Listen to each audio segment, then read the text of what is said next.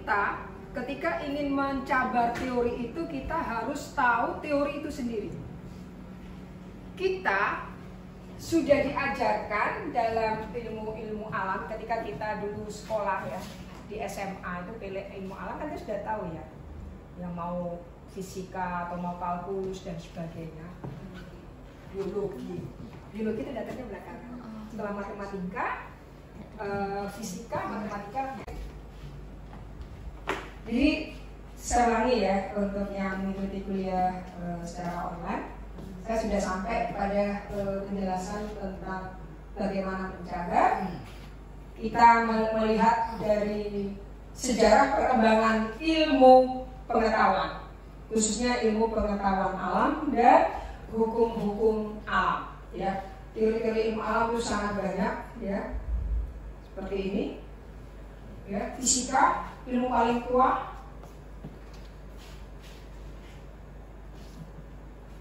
Kita ingin mengambil gagasan seperti ilmu fisika yang pasti-pasti aja, gitu.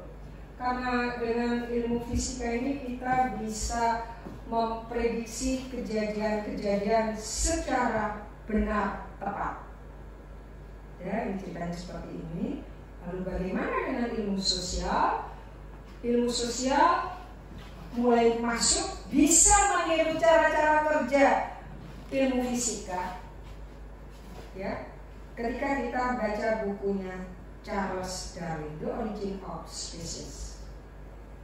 Tuh, keren ya, seperti ini pendirian filosofisnya untuk menempatkan kita bahwa Darwin, jangan kita lihat dari teori evolusi kerannya ya, jangan lihat itunya ya, tapi proses evolusi ketika dia menjelaskan perubahan spesies itu yang menarik, karena itu dia pakai untuk mengkonstruksi aktivitas manusia.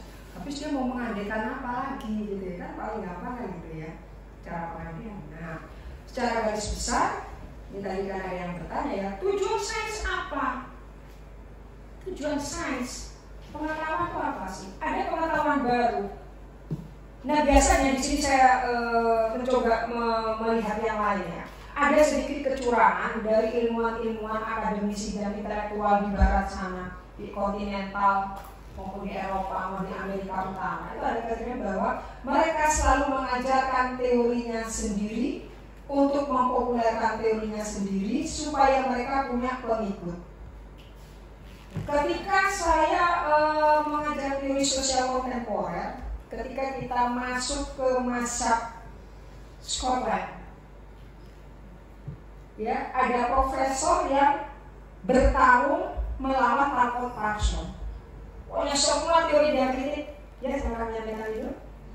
Apa dia? Dia kalau nggak salah mati bunuh diri atau apa? Itu untuk teori sosiologi. Teori sosial yang lain, yang lahir sebelum Masehi atau sebelum Masehi, itu banyak pengorbanan. Karena ketika kita bilang teori saya benar, inilah realitas, kita siap-siap untuk diusir dari wilayah itu, atau kita dibunuh, ditangkap, dipenjara hanya karena perbedaan pandangan, perbedaan pemikiran, perbedaan dalam menjelaskan realitas. Itu yang terjadi. Ya, kalau kita melacak siapa itu, ya dari Socrates semua, Galileo Galilei, Thomas Hobbes, kasihan itu Machiavelli, minggat mereka.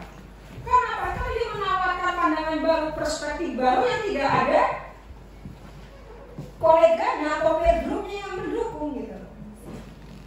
Ini menariknya kan di sini. Kalau kita sebagai pembelajar di sini kan enak tenang ya, kayak menghafal ya, menghafal puisi ya. Ya. Bunyikan teorinya si Anthony Giddens, teori strukturasi. Ada apa? Ya bisa ya. Giddens nangis-nangis berdarah-darah ketika membuat teori strukturasi. Karena dia ingin mendongkel keyakinan-keyakinan, prinsip-prinsip pengetahuan yang dibangun oleh para pendiri teori struktural fungsional. Dia berkelahi kan, tapi berkelahinya Giddens, dia sangat diuntungkan karena dia ada di Inggris. Ya. Kalau gitu bisa nggak kita ambil saat ini kesimpulan bahwa etik epistemologi itu berarti ada yang salah dong ya? Yang salah. Kita tapi kan nggak mengikut. Sudah sehat juga Pak. Kedinginan nanti aku Kita di sini lebih awal kita harus menjelaskan bahwa ada problem ontologi, ontologi epistemologi. Permasalahan menentukan paradigma, permasalahan menentukan perspektif, permasalahan menentukan teori. Baru kita pilih metodologinya apa, uji instrumennya pakai apa, eksperimen, statistik, kualitatif, kasus. Tapi dalam ilmu sosial di luar psikologi jangan pakai eksperimen. Karena kita manusia. Ontologi masalahnya apa? Tapi saya sudah juga menyampaikan kepada Bapak Ibu sekalian, kita harus tahu bahwa ontologinya yang selama ini kita, itu fenomena sosial. Kita coba menjadi seorang ilmu alam.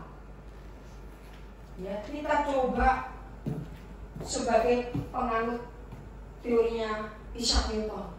Kita coba menjadi pengikutnya teori relativitas Einstein dan lain-lain. Bahwa yang kita lihat realitas sebenarnya adalah teori. Kita bisa, oh gitu banjir teori. Kenapa kita bisa bilang banjir teori? Karena banjir itu terjadi karena roh. Kedua, degradasi lingkungan, kerusakan. Ketiga, tergantung perspektif kita. Perspektif. Kalau kita orang lingkungan bicara banjir karena degradasi. Kalau orang sosiologi banjir karena perilaku. Kalau orang antropologi menjelaskan banjir karena kebiasaan buang sampah. Ada keteraturan.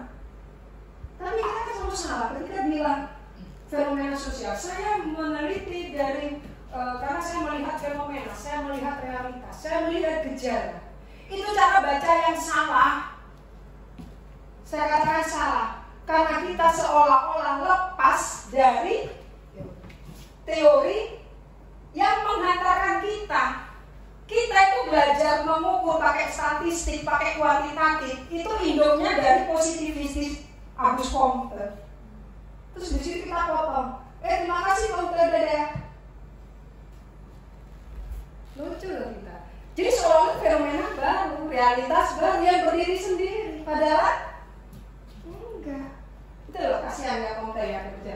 Dia sudah susah payah yang mencoba membantu ilmuwan sosial ketika menemukan hukum alam, keteraturan, ketertiban. Tapi dia yang paling berhasil dia ini Marco Passon yang paling berhasil membantu ilmuwan-ilmuwan sosial untuk menjelaskan perubahan-perubahan dalam pola interaksi.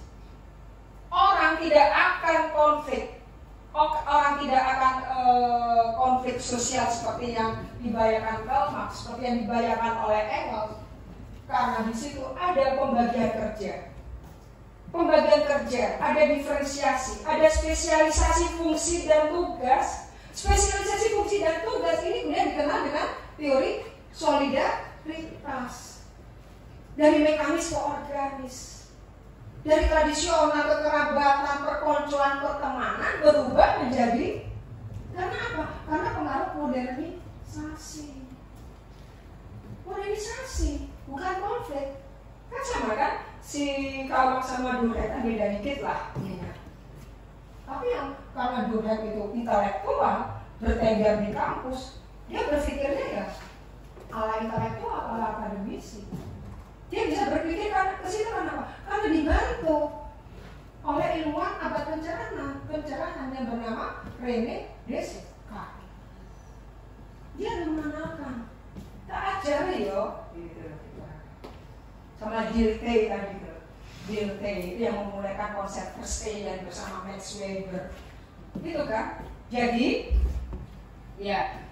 Jadi penjelasan-penjelasan yang dibuat oleh Auguste Comte itu tidak sendiri. Jadi Auguste Comte itu hanya membantu kita supaya ketika menjelaskan perubahan di masyarakat, menjelaskan perubahan-perubahan sosial, itu kelirulah seperti kerja-kerja prinsip-prinsip penelitian di ilmu eksakta. Gunakanlah positivisme. 1 tambah 1 selalu 2. Yang B. Dan dia juga yang ngotot menjelaskan mengenalkan konsep sosiologi. Jadi si Agus Kopto memang sangat beruntung ya, membantu ilmuwan-ilmuwan sosial mengenalkan konsep positivistik sekaligus mengenalkan konsep sosiologi. Tapi kemudian ada orang tertentu yang tadi saya bilang Dilthey sama Max Weber yang mencoba mengenalkan diri dengan konsep Verstehen. Bacanya apa? Verstehen ya. Verstehen. Iya, Verstehen. Itu kayak itu. Kenapa? Kita bukan memprediksi loh, kita bukan menjelaskan loh. Oleh karena itu saya kembali lagi, kalau kita ingin mencabar, kalau teori kita adalah teori atau pendekatan kita, paradigma kita di positivistik, maka mencabarnya adalah harus konsisten dengan paradigma positivistik. Jangan positivistik dibantai dengan kritis atau Verstehen. Itu dia. Apa namanya? Misalnya Salvador Parson, dia punya kamar sendiri, disusupi Habermas, ditutupi Gegen, ditutupi Foucault, dikasih Bourdieu, dikasih Derrida. Penat itu si Salvador Parson, berontak. Aku kok dicampur, kamu bukan jenis manusia saya, keluar kamu. Gitu ya? Semuanya pakai positivis, Salvador Parson, positivis. Kita nggak tahu kan? Ya, jadi mencabar teori dalam perjalanan teorinya seperti ini. Nah ini saya jelasin. Ini kan tentang filosofi. Tadi dijelaskan dari awal tentang mapping teori yang terakhir, filosofinya seperti apa. Kalau tentang metodologinya itu sendiri, meskipun itu berawal dari Durkheim, yang awal mula dia memberikan istilahnya mengenalkan tentang metodologi, kemudian secara filosofi kalau kita di ilmu sosial itu sendiri seperti apa sih kalau metodologi? Sekarang kan kita tahu banyak banget lahir metodologi yang ada saat ini. Nah, metodologi ilmu tentang metode satu poin. Dalam metodologi ada teori dan perspektif. Metodologi itu isinya teori perspektif. Jadi jangan cara pengambilan sampel, not metodologi. Metode. Oh, jadi ahli metodologi. Seneng gitu. Seneng nanti saya ini. Metodologi. Ilmu tentang metode. Ya. Kalau metode itu hanya serangkaian tahap-tahap kegiatan penelitian untuk memperoleh informasi. Selesai. Ya. Kalau metode, kenapa ada teknik pengumpulan data? Itu bukan bicara di metode, itu metodologi. Keliru ya berarti ya? Keliru, jangan dicontoh. Kalau kita sudah bicara informan, cara menentukan informan. Kalau udah menentukan cara informan, kita masuk ke bagaimana caranya Anda bisa dapat informan A, Anda bisa jatuh ke informan B, Anda bisa jatuh ke informan C, D, E, sampai Z. Ada argumentasi apa? Ya, jangan bilang snowball, terus ada sampling snowball itu sulit karena responden atau populasi unit analisis mungkin. Anda sebenarnya pernah mengenal dulu skripsi tesis snowball. Kayak Anda turun di hutan Amazon. Anda di hutan Amazon mau nanya siapa? Kera, ular. Bisa mas? Gak bisa, homogen. Oke, kalau gitu filosofisnya gimana? Apa kita berpikir secara metodologis dulu atau Iya, metodologis. secara teori dulu ya berarti? Metodologi teori.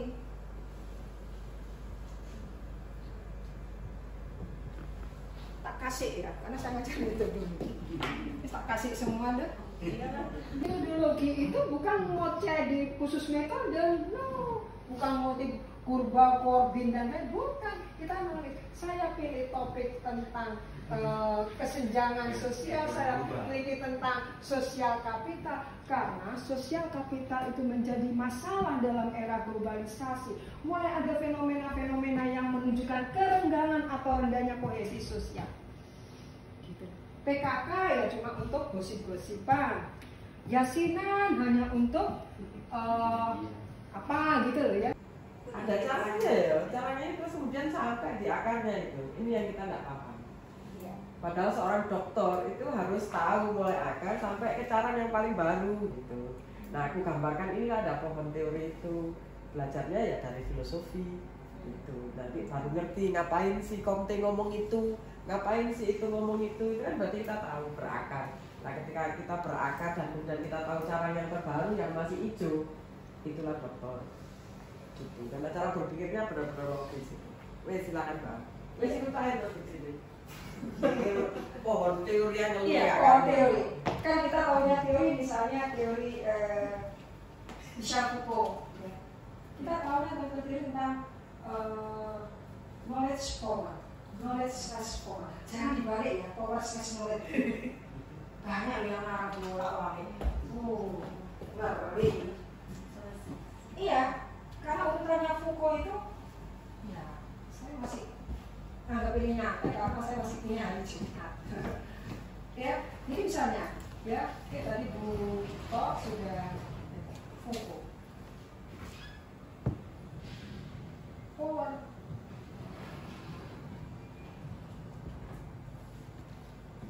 Ini dia ngambil dari mana? Dia awalnya kan dia mengambilkan ilmu biologi plus ilmu sosial. Nah kasusnya banyak ya dari buku-bukunya. Tapi yang penting saya ingatkan pada Bapak Ibu, ini jangan ditukar-tukar. Power slash power, kuasa. Nah kalau kita nanti membahas Foucault, kita harus tahu kekuasaan ini hasil cabaran Foucault ketika mendefinisikan kekuasaan yang sudah umum yang dilakukan oleh ilmuwan-ilmuwan struktural fungsional, salah satunya adalah Max Weber, Charles Andre, dan lain-lain, atau Prof. Miriam Budiarjo. Ya, ketika mendefinisikan kekuasaan, atau kita dengan Indonesianis misalnya Ben Anderson, ya, power, konsep power. Foucault, kalau kekuasaan model mereka struktural fungsional itu bersifat hierarkis, mendominasi atas bawah, asimetris. Cabaran Foucault memunculkan konsep gitu, paham ya? Dasarnya gitu. Lalu Foucault dibilang sebagai orang pertama yang menjembatani antara teori makro dan teori mikro. Ada teori meso, makro, teori besar, narasi-narasi tentang modernisasi, narasi-narasi tentang konflik politik, konflik sosial. Ini di meso ada Michel Foucault, ada Anthony Giddens, ada apa lagi? Ya teman-temannya, Bourdieu, Baudrillard, sama orang-orang semua, pos Feminist ada istilah pos dari sini. Ya. Teori sosial, teori sosiologi besarnya kan kita udah tahu. Ya, termasuk struktural fungsional, teori konflik internasional simbolik, sama teori pertukaran. Selesai. Teori pertukaran itu kita teori-teori kecilnya ada teori rasional, teori reward. Yang besok, oh itu level sini pribadi, individu. Nah, kalau bisa disertasi itu jangan di makro, kalau bisa ditaruh di meso. Jadi ketika meneliti teori, saya menggunakan teori sosial kapital dari Bourdieu karena saya meneliti tingkat sosial kapital yang ada di masyarakat. Ada perubahan sosial kapital, ada perubahan fungsi sosial kapital. Bridging berubah jadi bonding, linking berubah jadi bridging. Kayak gitu loh. Itu temuan Anda. Temuan Anda harus ada percayakan.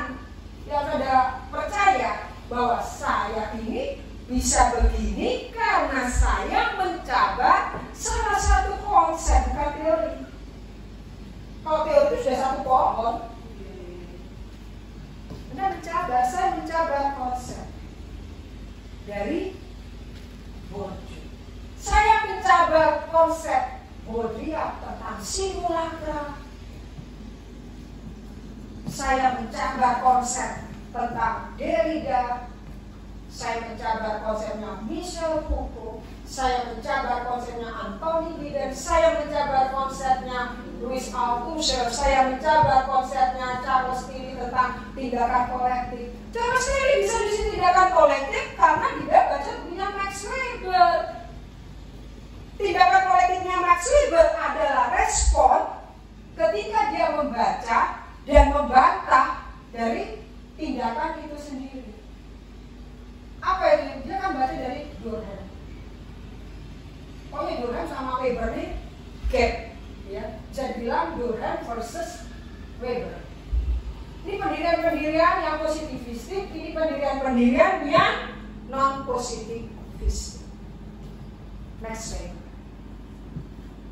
Ya.